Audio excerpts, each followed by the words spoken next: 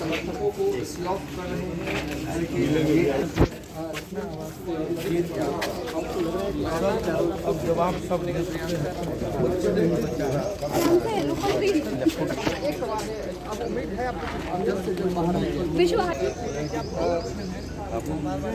जनता को क्या कहना संदेश देना चाहेंगे सर जाते जाते?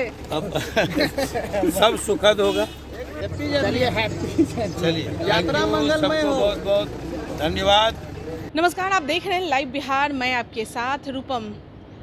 आनंद मोहन 15 दिन के पेरोल पर अपनी बिटिया के शादी में आए और आज उनका पेरोल खत्म हो गया है। वो वापस जेल जा रहे हैं, लेकिन उससे जेल जाने के पहले बहुत कुछ उन्होंने संदेश दिया है, बहुत कुछ कहा है। उन्होंने यहाँ तक कह दिया है कि अब पहले वाला टाइम नहीं रहा और 90 और 10 वाला जो समय जो आ रहा है, लोग ये कह रहे हैं वो काफ़ी गलत है। अभी मैं आपको यहीं मौजूद हूँ और मैं आपको दिखाना चाहूँगी कि किस तरह से वो अभी बाहर जा रहे हैं और गाड़ी में बैठ रहे हैं, क्योंकि अब वो वापस जेल जा रहे हैं। आनंद मोहन की पत्नी लवली आनंद भी यहाँ पर मौजूद हैं और उनसे भी वो गला मिल रहे हैं। गला मिलने के बाद फिर हाथ जोड़कर हर किसी को प्रणाम कर रहे हैं। लोग उन्हें बाय टाटा भी कह रहे हैं। संदेश भी उन्होंने बहुत कुछ समाज को दिया है। फिर मिलेंगे, यह भी उन्होंने कहा है। और चलिए पूरा आप वीडियो देखिए। जाने के पहले उन्होंने क्या कुछ संदेश दिया है यह भी आप देखिए। लोकसभा और कई बार विधानसभा में पराजित हुआ, लेकिन चर्चित शब्द नहीं। तो 90 के दशक में एमएलए हुए और 90 से काउंट आप लोग करते हैं। जेपी आंदोलन की उपज है। तो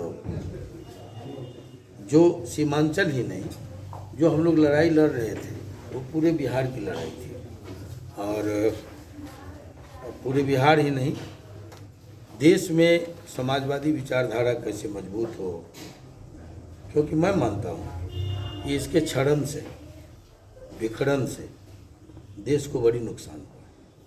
तो ऐसे में हम कामना करते हैं जो लोग अब बचे कुचे समाजवादी लोग हैं, सीनियर लोग हैं, वो एक प्रयास जरूर करें कि देश भर में समाजवादियों का एक गढ़ बने, एक मजबूत संगठन बने। और जब बनेगा, ऐसा होगा, उसमें मेरी भी एक तुच्छ भूमिका तय, तो ऐसा प्रयास हमारा होगा। आप चंद्रशेखर जी के देखिए, चंद्रशेखर जी हमारे घर भी आए।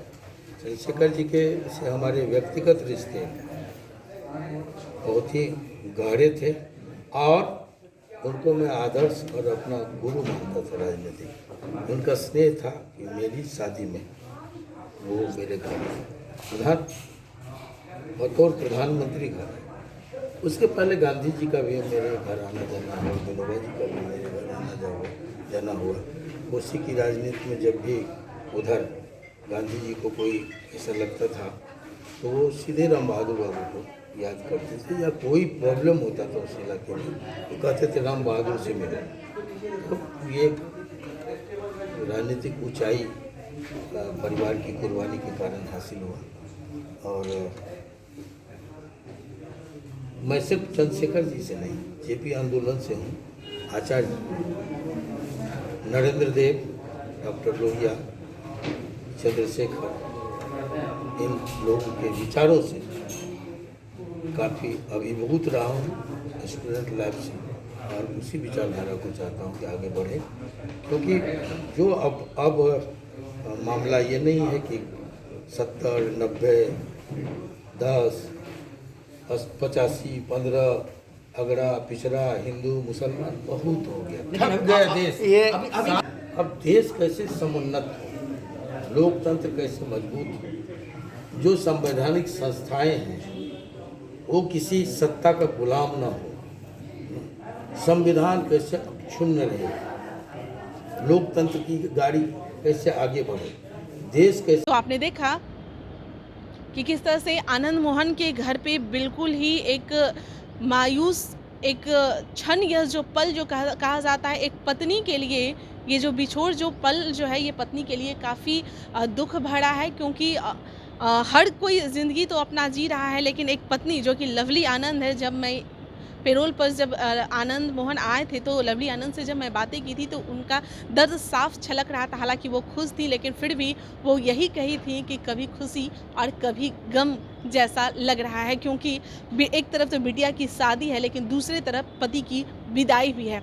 और वो लोग अब उनके बेटे की भी शादी है, तो हो सके 1 से 2 महीने के अंदर में उनकी पूरी तरीके से रिहाई भी हो जाए, क्योंकि उतना भी दर्द नहीं है उन लोगों के बीच में। क्योंकि लवली आनंद जिस तरह से कह रही हैं कि हम लोग आशा करते हैं, लोग लगे हुए हैं और 2 महीने के अंदर वो छूट के आ जाए। लेकिन पूरा आप नज़ारा देखिए किस तरह से निराशा भरा नज़ारा है, क्योंकि कुछ दिनों पहले ही बिटिया की भी विदाई हुई है और उसके बाद आज पिता की विदाई हो रही है। हालांकि आनंद मोहन की बेटी और दामाद यहाँ पर मौजूद नहीं है, चेतन आनंद यहाँ पे मौजूद नहीं है।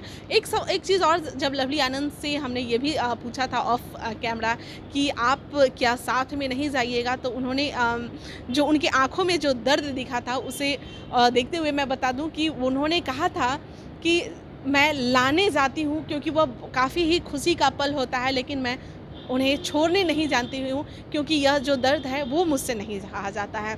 चलिए अभी के लिए इतना ही, बने रहें आप लाइव बिहार के साथ। धन्यवाद। लाइव बिहार यूट्यूब पर सब्सक्राइब और फेसबुक पर लाइक जरूर करें।